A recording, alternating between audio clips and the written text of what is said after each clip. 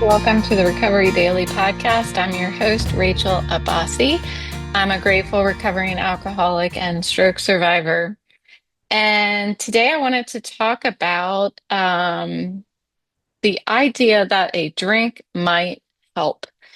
And so when I was thinking about this morning, I'm writing down notes about it, and I'm like, when I was struggling, I mean, it's hard for me to say that because towards the end, it's hard for me to even remember when I wasn't drinking constantly because I was drinking constantly for several years. And but before that, I remember feeling stressed and thinking, oh, I just need a drink. I need to take the edge off. I've heard that a lot. And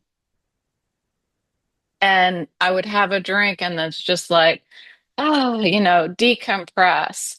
But the distinction that is important to me that I have to remember is that, yeah, I did have this like decompression feeling, but I was not responding to whatever it is that was bothering me. I was finding a way to mask the stress from it. Um, the smallest things over time, the smallest things would trigger that I need a drink. It would trigger that idea that I need to just make this go away, so I need to have a drink. And it feels like when I was in it, it felt like I was controlling something. I was controlling my stress level. That's what it felt like. But really, what I was doing was quite the opposite. I was actually feeding my stress level. So there is this decompression, but it's like during that decompression, it's like a rubber band that's just winding up. It's just winding up, excuse me, getting tighter and tighter. And once I would sober up or take the alcohol away, that stress was even more pronounced in my life. When when I think that I am controlling things going on around me, there's something wrong. There's something wrong within me, within my between my ears, because I also need to remember that I only have control out to my fingertips. I heard that somewhere along the way that I can only control between me and my fingertips, which was really something that I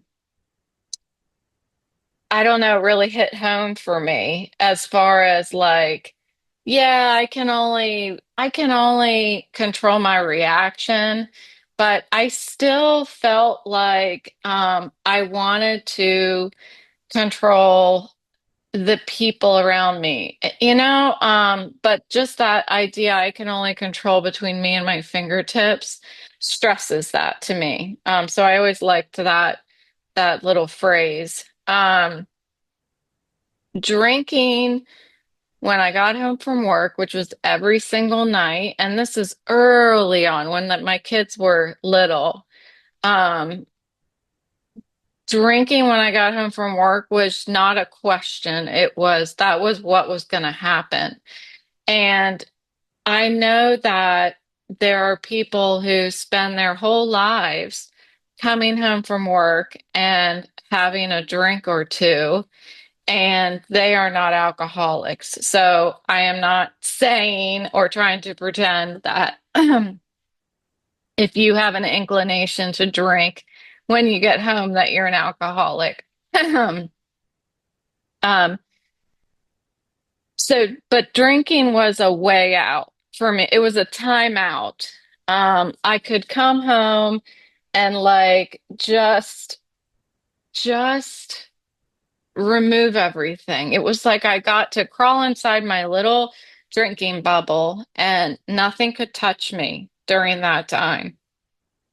It was like as soon as I picked up that first drink, it was as if I could just close off the world. And if the world tried to come in during that time, there was usually going to be a problem. Either I was going to say something that I would later regret, or I was going to say something I would later regret. Like it was just not good. But it's not like I would start drinking and then I would stop communicating with people. I would not start drinking and stop communicating with people. I would start drinking, and if people communicated with me, then whatever was going to happen was going to happen. So when I thought about coming home and not having a drink, I mean, I just could not conceive of that. I could not even imagine what I would do with stress if I did not drink alcohol to make it go away. I didn't think it was possible. I really didn't. And it's almost bizarre to me that I wholeheartedly didn't believe I could manage life without alcohol. Um, so taking away the alcohol, though, wasn't fixing my problem. It didn't fix everything. It was taking away the alcohol allowed me to start mending the wounds, to look at what's going on underneath. It's like this is probably going to be a terrible comparison, but it's like I can't do open heart surgery unless you open up the chest. Well, the drinking part is the opening up of the chest. Like I was just remaining closed if I was drinking. I could not address any of the problems that lied underneath. So the drinking was numbing my fears, but when I would wake up, my fears were more pronounced. My fears increased. And that was obviously, well, it's for several reasons. One was that I just simply wasn't addressing any problems. And so they just got exponentially bigger, my problems. If I were to have an argument with somebody and then I walk away and I never talk to them again for another 3 months, that memory of that argument evolves into its own little monster. And it can either get bigger and scarier, or it can get smaller and less important. And when I was drinking, those problems, those experiences would get bigger and meaner and scarier.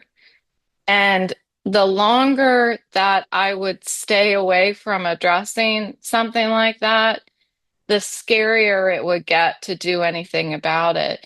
And I felt that anxiety that I always was feeling, it would just grow.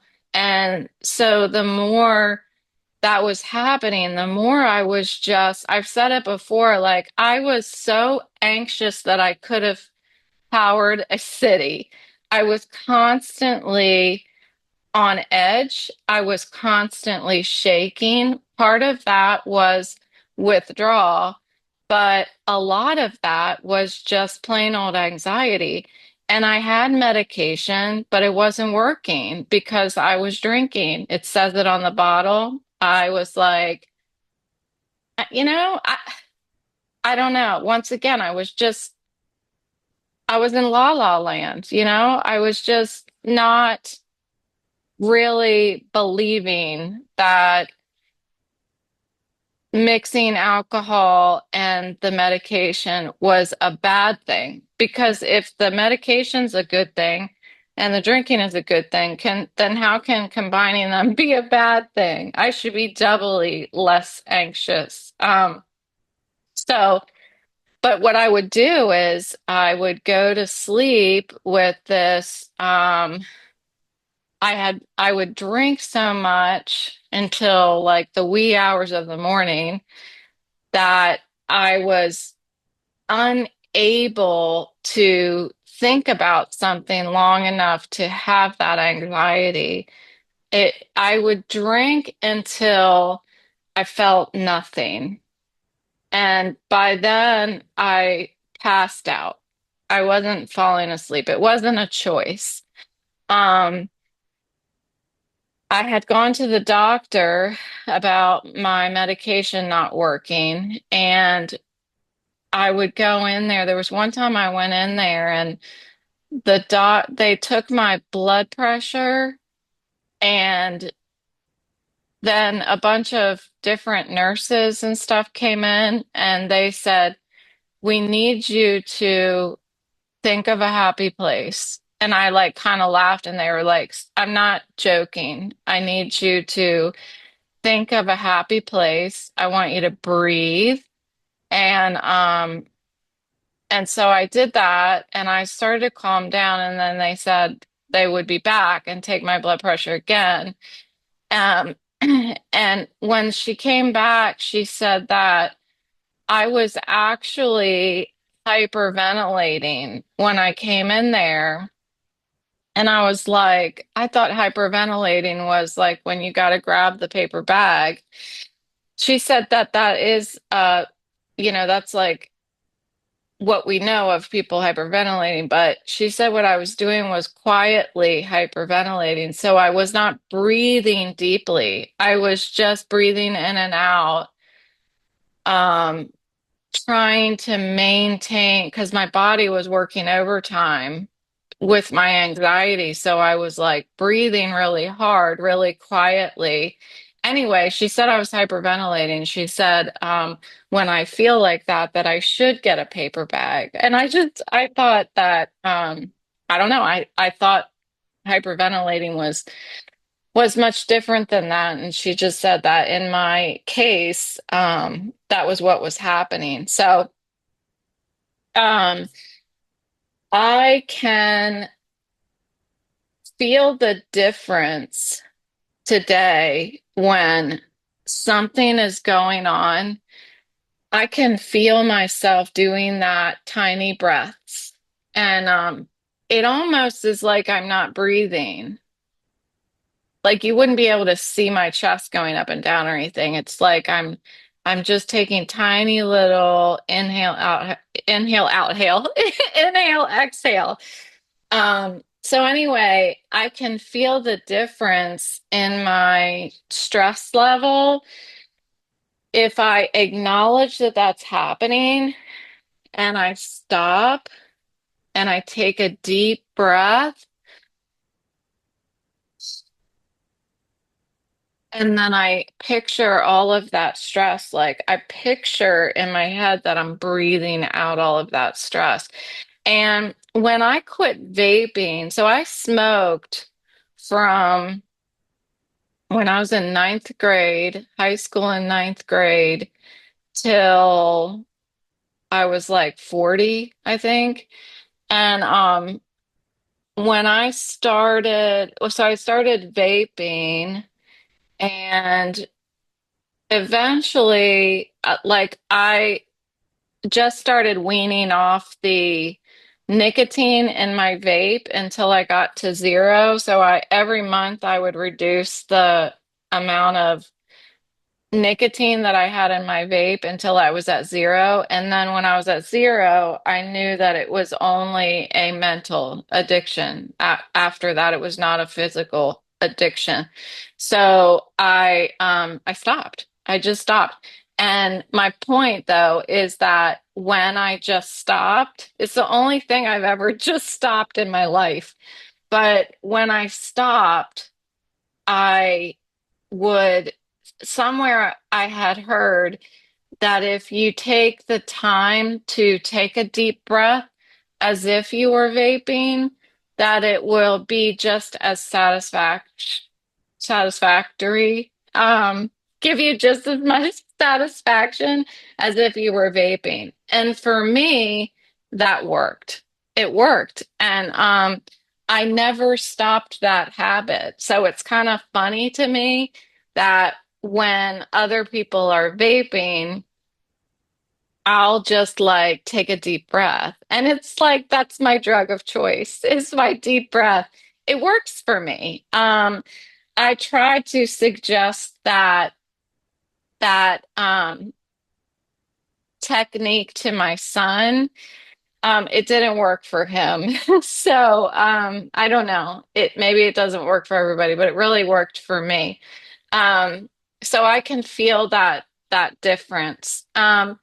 Now that I don't drink, though, back to drinking, of course, now that I don't drink, I still have problems, obviously. That's why I come here and talk to you about all my problems.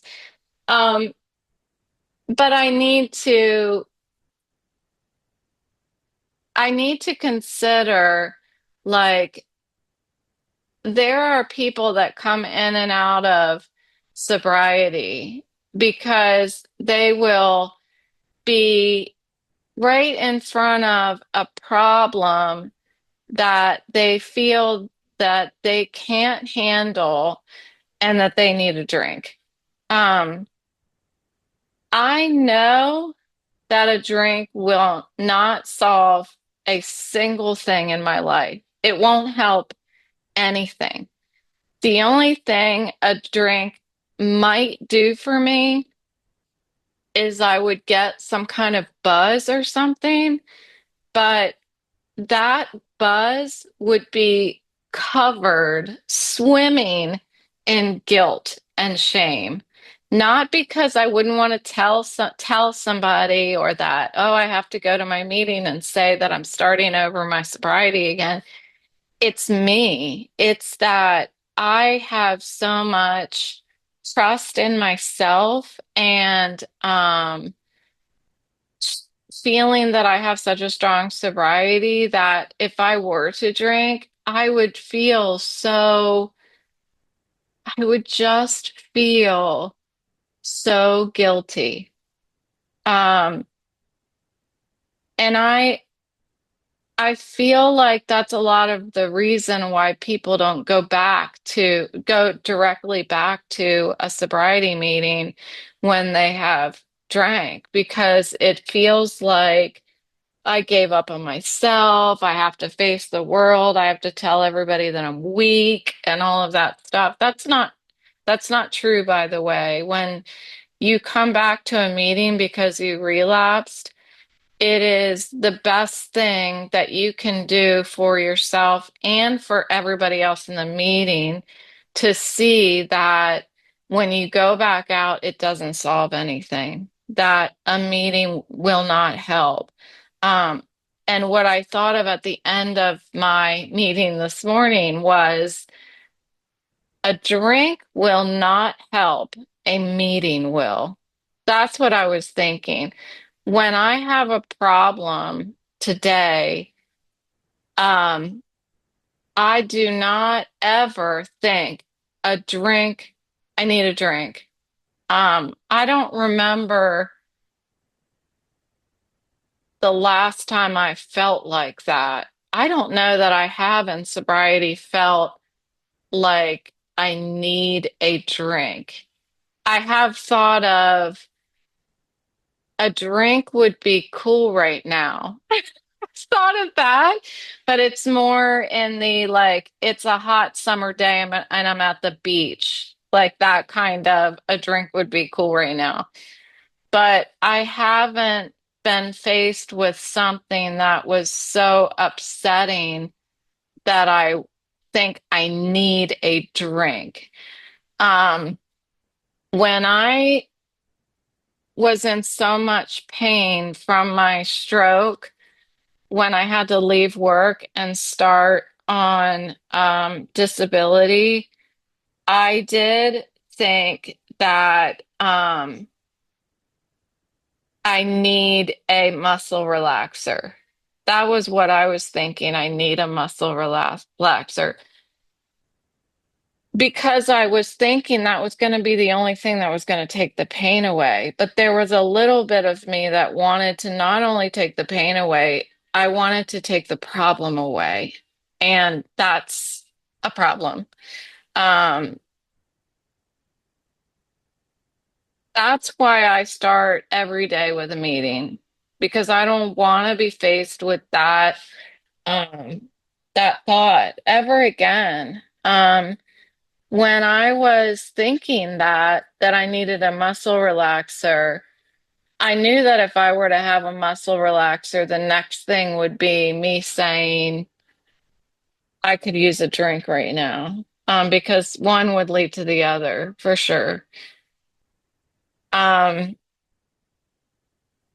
so I have to start my morning with a meeting. And things had gotten so scary for me with the whole idea of wanting something to take the pain away, something to take the physical pain and the emotional pain. I needed something to take it all away. And it had gotten to the point that I was really concerned about my sobriety. And that's why I started this podcast. That's why I started going to my 7 a.m. meeting every day without missing one.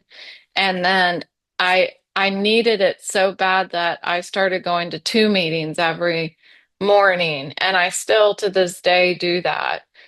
Um, when on Sundays, my 8 o'clock meeting isn't available. So sometimes I started listening to an online church worship thingy, whatever you call it.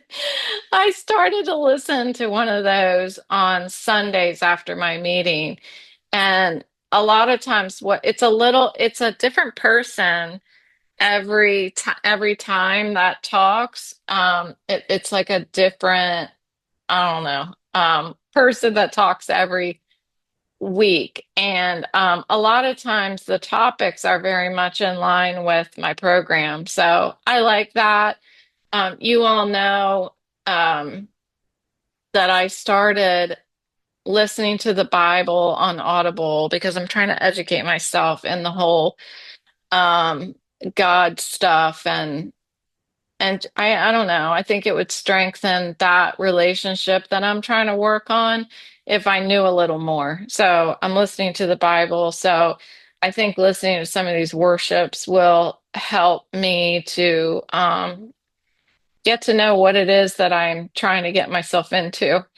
Um, so going through a day without going to a meeting first is like leaving the house naked. That's what I shared in my meeting this morning. It's like before I leave my bedroom, I have to put my pants on. And that's what the meeting is for me. It's putting my pants on.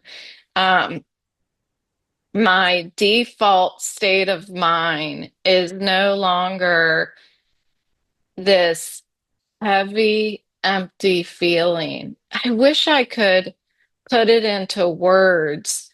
The the sad, heavy aching that I had in my chest and in my gut for so long. That's what it was. It was just like it was empty, yet it was so heavy. It was one of the reasons why I felt like I couldn't breathe. Like I could just always made short little breaths because I felt like I was being just pulled down all the time and it ached. It made me sick to my stomach, like I couldn't eat. That was one of the reasons why I got so skinny because I couldn't eat. I didn't have an appetite because I was just so sad. Um, so anyway, that's all I have. What's the topic? What was the topic? A drink would help. No, it wouldn't help. Go to a meeting, call your sponsor. Um, that's it. A drink won't help. It'll never make a problem better. Never, ever, ever, ever. That's all I've got.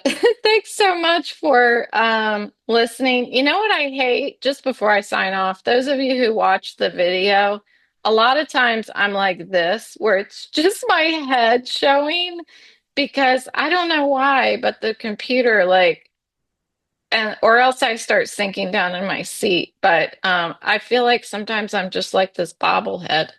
But there's a whole part of me, it's not just my head. Okay, that's all I have. I'll talk to you tomorrow. Bye.